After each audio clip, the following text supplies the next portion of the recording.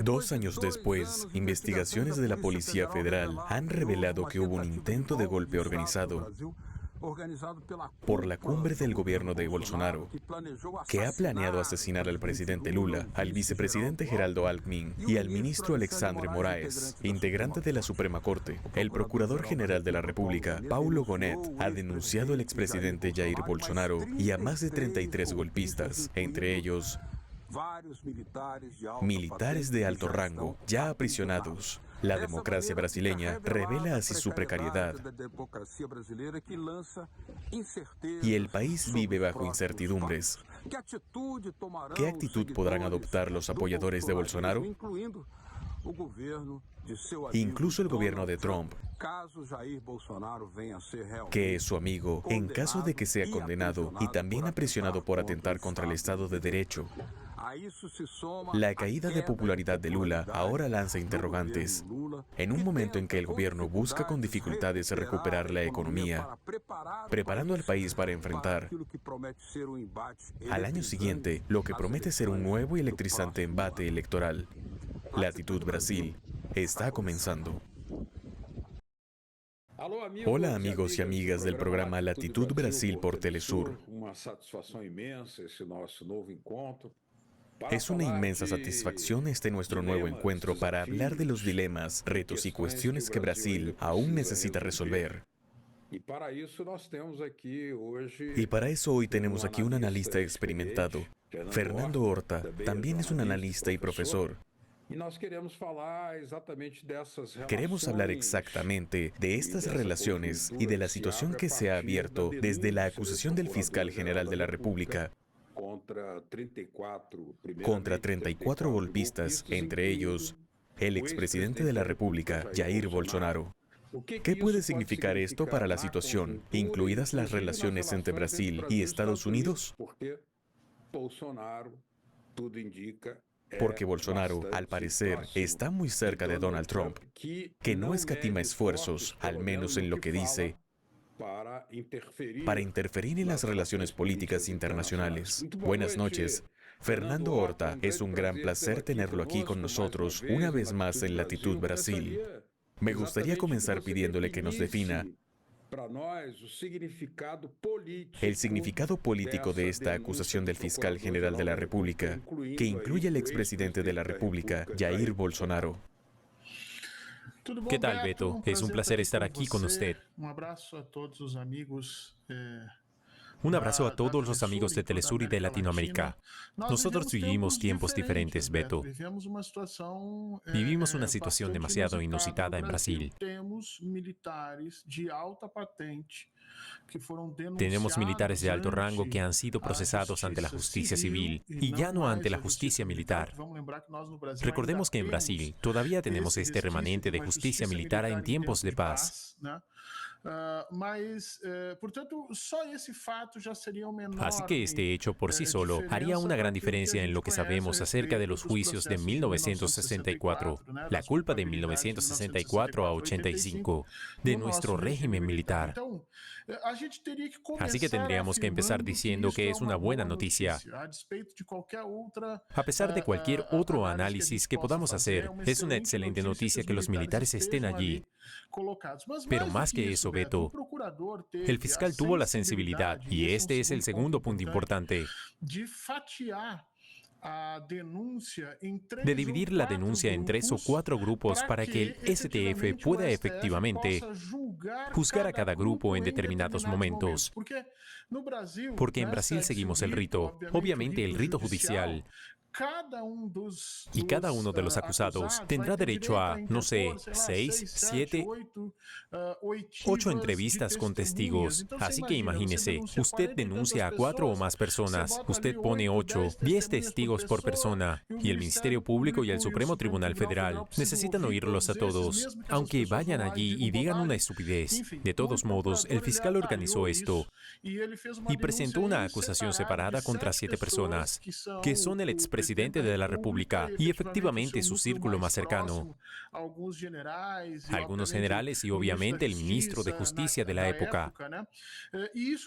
Y esto debería facilitar a la STF acercarse a ellos en este sentido, mientras que por otro lado debería reducir el tiempo que tardará en celebrarse este juicio. Así que en principio, Beto, podremos decir que las cosas se están moviendo en la dirección correcta para que políticamente Brasil se comporte de forma completamente diferente a los Estados Unidos, para que aquí podamos juzgar y castigar efectivamente a los golpistas e impedir que vuelvan a ser candidatos elegibles, como he visto por ahí. Hemos tenido una historia prácticamente de impunidad en relación a los golpistas anteriores. Me refiero concretamente al 64, donde los torturadores también llegaron a beneficiarse, de alguna manera, de la ley de amnistía, que ahora está siendo cuestionada por el juez Flávio Dino, que dice que ocultar un cadáver, porque yo soy uno de los casos de la película Sigo Aquí, es un delito que no prescribe. ¿Cómo puede ser esto en un ambiente en el que el propio expresidente de la República ya está anticipando una defensa extravagante? Pide amnistía para sí mismo, aunque aún no haya sido condenado. ¿Cómo juega eso en la formación de un nuevo caudal político en Brasil contra la impunidad? Beto, Brasil tiene una larga historia, digámoslo así,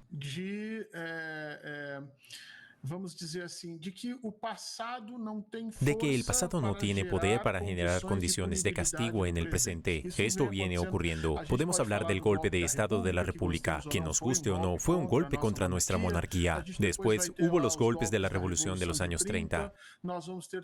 Tuvimos intentos en el 38. Después tuvimos una serie de otros golpes que culminaron en el 50. El intento de destituir al presidente Juscelino Kubitschek como presidente electo. En resumen, Brasil es pródigo en esto. Y nunca había ocurrido que esos intentos fueran realmente castigados, que el pasado fuera escrutado por la sociedad. Lo que siempre ocurrió fue un gran acuerdo entre las élites para dejarlo como está, y este proceso golpista terminaba ocurriendo en bucle dentro de nuestra sociedad. Cada 10, 20 años, había un grupo de militares que se aliaba con un grupo de élites, dirigentes, industriales o financieros, para intentar un golpe de Estado.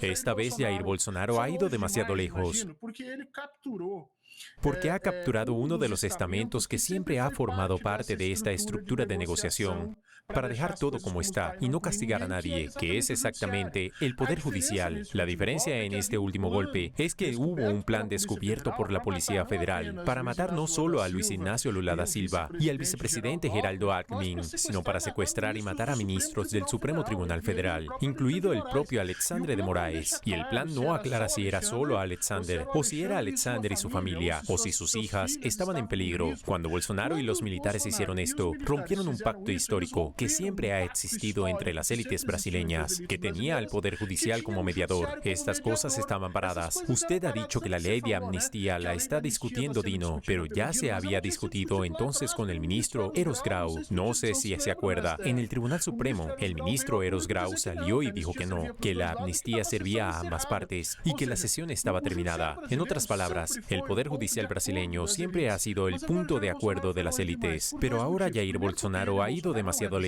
por dos motivos. En primer lugar, porque él, Bolsonaro, no pertenece a las élites. Recordemos que es teniente del ejército, está mucho más cerca de la chusma social que conformó el fascismo que de cualquier tipo de idea de élite en Brasil. Así que él es el patito feo de toda esta historia. Y en segundo lugar, porque los militares pasaron por encima de las órdenes civiles. La característica del 64 siempre ha sido la colusión entre las fuerzas militares y civiles. Esta colusión no se puede hacer ahora, y parece que los civiles se van a imponer. Aún no está claro cómo va a funcionar estas relaciones civiles militares en Brasil a partir de ahora, pero esto es algo nuevo con los que los militares tienen que lidiar, sin duda.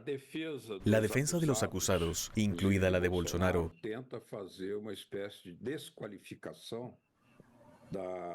intenta descalificar la acusación del fiscal general de la República, diciendo que se basa en una narración de un teniente coronel, Mauro Cid,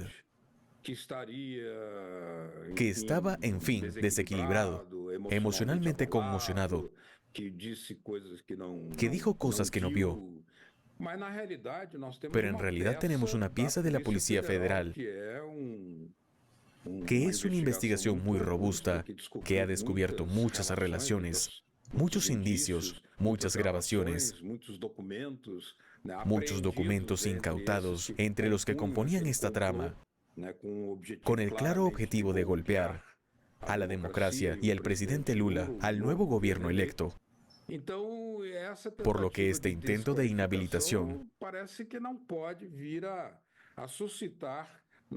no parece que vaya a provocar más que un debate en el Tribunal Supremo. De hecho, algunos ministros también son objeto de intentos de inhabilitación por haberse pronunciado sobre el 8 de enero y demás. ¿Cómo valora este caso? La defensa de Jair Bolsonaro está teniendo un gran dolor de cabeza porque sostiene una defensa técnica que el presidente no sostiene. La defensa del expresidente es completamente esquizofrénica. Una hora está pidiendo, como dijo usted, amnistía sin siquiera haber sido condenado aún.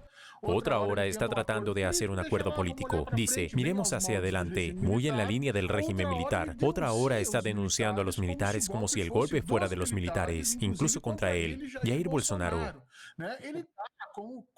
Como el cuento de los ratones, que son los primeros en abandonar el barco.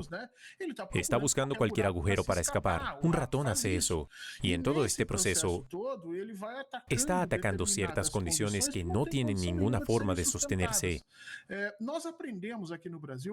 Hemos aprendido de las locuras de Sergio Moro aquí en Brasil. Sergio Moro solía hacer acuerdo de culpabilidad, tomaba los acuerdos y los citaba en sus decisiones. Mire, el tipo lo dijo, él lo cita como prueba. Eso no es lo que está ocurriendo ahora. La Policía Federal hizo la audiencia, hizo los acuerdos con Mauro Cid. Esos acuerdos están abiertos ahora. Se pueden ver todos los videos completos de todo lo que pasó. Nos damos cuenta de la paciencia que tuvo Alexandre de Moraes con Mauro Cid, porque Mauro Cid mintió desde el primer minuto hasta el último en todo este proceso.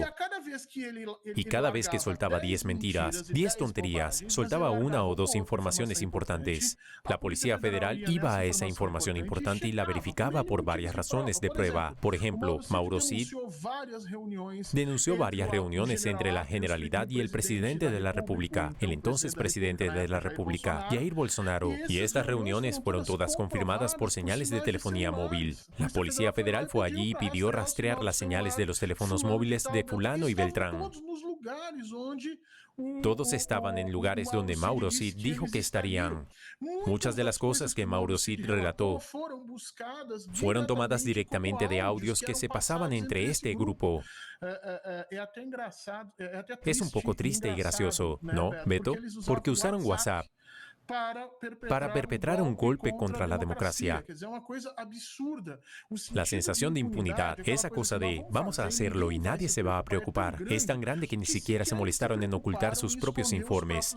La imprecisión que tengo como historiador, Beto, es que hasta ahora estaban produciendo material para hacer una película. ¿Recuerdan la famosa película que denunciaba el golpe contra el camarada Chávez? La revolución no será televisada. Es una obra maestra de la casualidad, porque había un reportero allí haciéndolo, y el régimen se da cuenta y todo. La impresión que me da es que querían reproducir algo parecido y decir que el golpe iba a ser televisado, porque dejaron su huella en todas partes. Así que esa es la diferencia, Beto. No se está utilizando el acuerdo de culpabilidad como prueba, sino que se está utilizando el acuerdo de culpabilidad como pista. Y la Policía Federal, basándose en estas pistas, ha buscado las pruebas. Así que el expresidente no puede salirse con la suya con este argumento. Estamos conversando aquí en Latitud Brasil con el analista político internacional, periodista y también historiador, Fernando Horta, sobre el contexto que surge a partir de las denuncias del fiscal general de la República en contra de Jair Bolsonaro y más de 33 involucrados en la organización de un golpe de Estado en contra de la democracia brasileña. Enseguida estamos de vuelta con Latitud Brasil.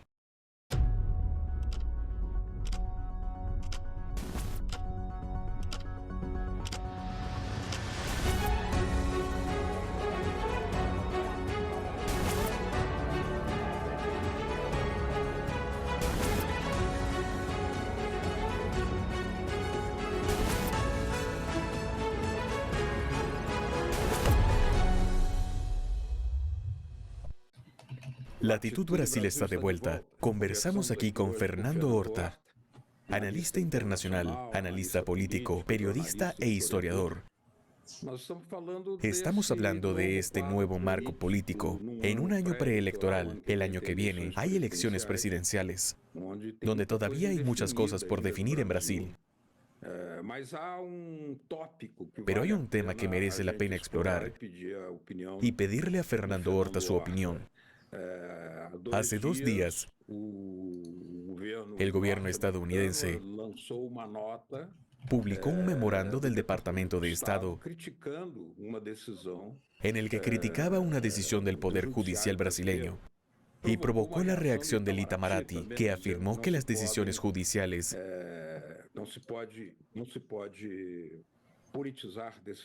no pueden politizarse.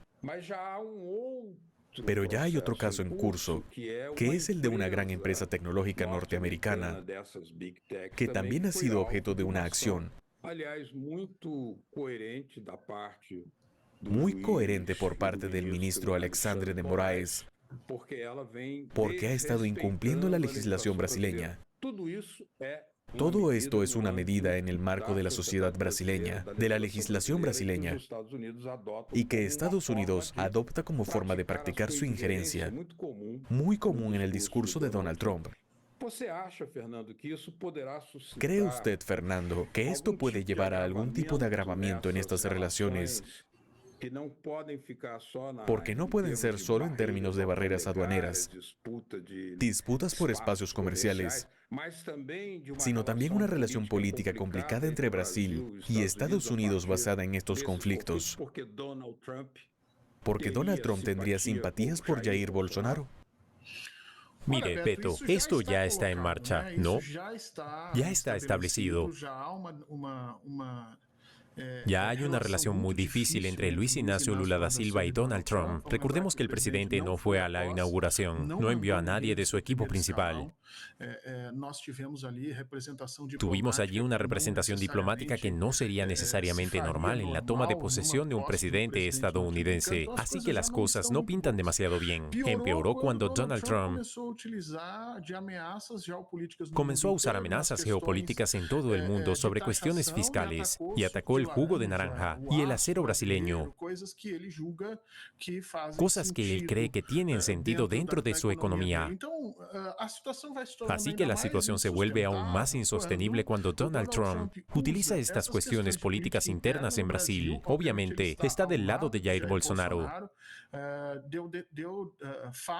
Ha hablado de ello en el Congreso Republicano ahora. Ha llamado a su hijo Eduardo Bolsonaro. Ha asentido diciendo que estamos juntos. Toda esa cosa. Así que hay interés en inmiscuirse en los asuntos políticos de Brasil. Pero más allá de eso, lo que se está haciendo ahora es discutir la soberanía brasileña en relación a la discusión de las Big Tech.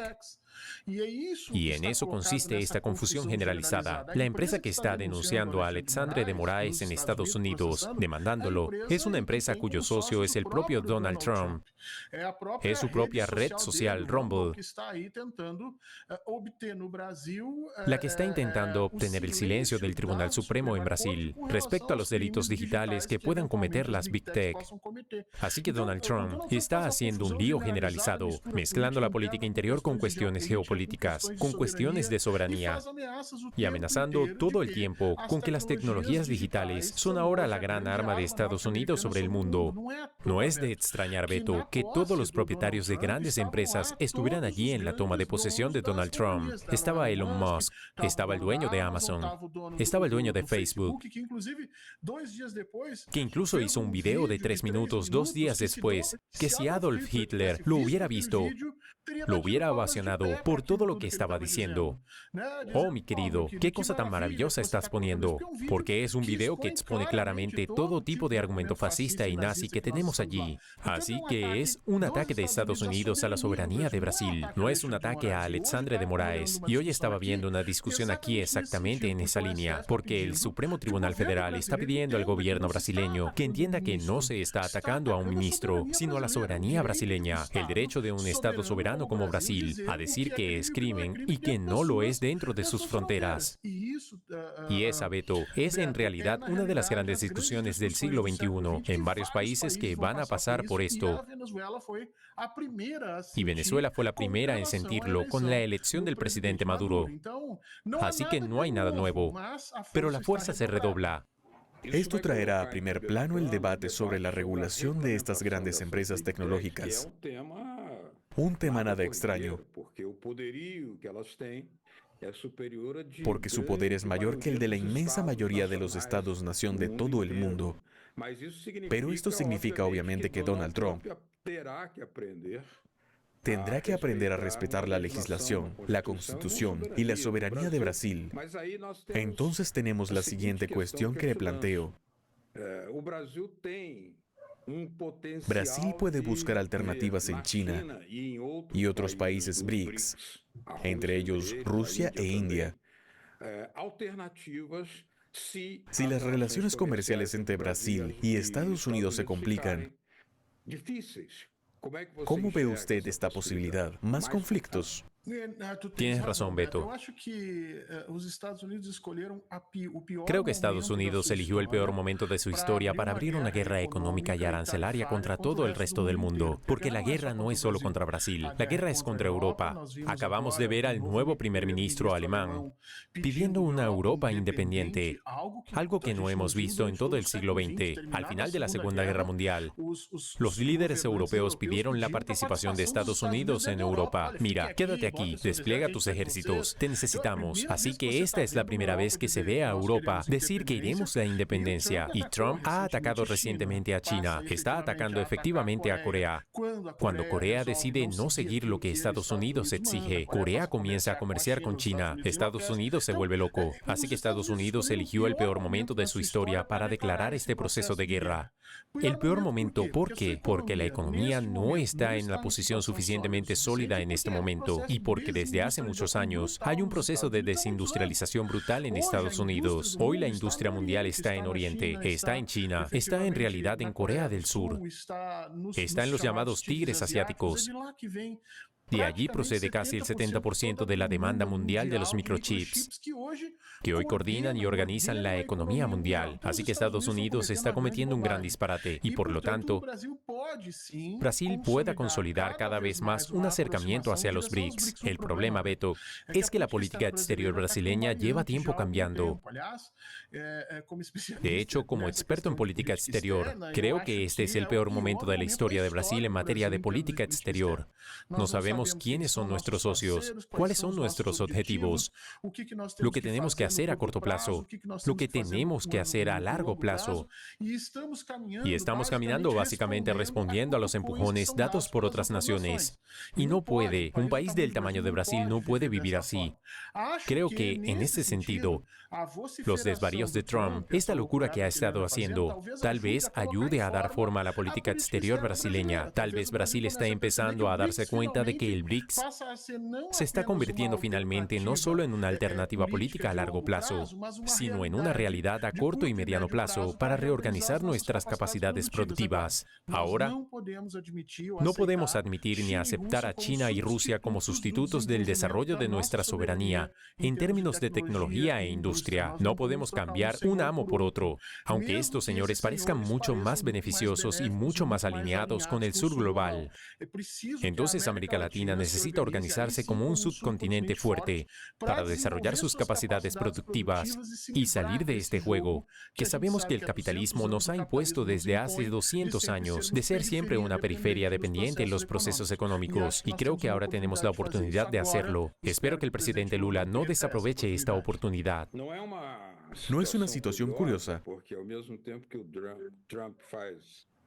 Porque al mismo tiempo que Trump hace este ataque a Brasil, a la soberanía judicial brasileña, a la constitución brasileña, al mismo tiempo Brasil asume la presidencia de los BRICS,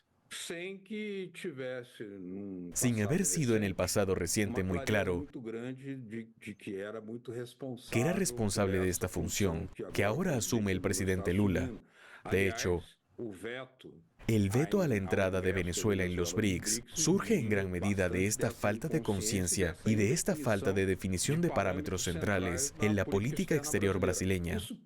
¿Podría esto incluso cambiar debido a esto?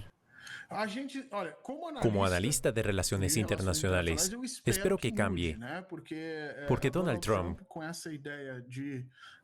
con esa idea de una democracia a lo rey sol francés, porque eso es lo que es, se crea un emperador y el presidente de Estados Unidos es Elon Musk, es una cosa impresionante, así que se cree por encima de todos y ni siquiera preguntó a sus asesores inmediatos si era bueno pelearse ahora con Brasil o no, porque si hubiera preguntado, alguien le habría dicho, mira, Brasil va a presidir ahora los BRICS y por eso tenemos que tomárnoslo con un poco de calma. Así que, en realidad, toda la confusión de Trump está empujando a Brasil hacia el camino correcto, que es el camino de la reordenación de los BRICS. Y usted recuerda muy bien el tema de Venezuela, porque incluso para China y Rusia, en este momento, Brasil no es un país confiable. China y Rusia, incluso Putin, dijo esto cuando Brasil bloqueó la entrada de Venezuela. Dijo, este bloqueo no durará mucho tiempo, casi diciéndole al pueblo venezolano, tengan la seguridad de que pronto serán parte de esto. Porque a Rusia, China y los propios BRICS les interesa tener un país como Venezuela dentro de su espacio. Y Brasil fue, digámoslo así, el molesto que se metió en medio del tema para poner su veto. Así que Brasil de momento no tiene un cartel muy bonito con el resto de los países BRICS. Y esta es la oportunidad que tiene para remodelar este cartel, para crear cohesión en América Latina y para convertirse realmente en un país de referencia en este proceso de transformación, empujado también por los gritos de Donald Trump. Mire, tiene el cuchillo y el queso en la mano. Espero que no tropiece con el queso y caiga sobre el cuchillo, porque esto ocurre a menudo en la política exterior brasileña. Fernando Horta, muchas gracias por su presencia aquí en Latitud Brasil. Estaremos siempre de puertas abiertas a escuchar sus excelentes valoraciones sobre la coyuntura internacional y también sobre el caso brasileño, que plantea muchos interrogantes. Echemos un vistazo a cómo van las cosas. Es muy desafiante. Muchas gracias por su presencia. Gracias, Beto. Un abrazo a todos. Un abrazo a usted y especialmente a los amigos de Latinoamérica. A ustedes todos que nos acompañaron aquí en Latitud Brasil, gracias por su atención. La próxima semana estaremos de vuelta con un programa más para buscar entender cada vez más profundamente los dilemas, las interrogantes de aquello que ustedes llaman el gigante del sur. Hasta la próxima. Chao.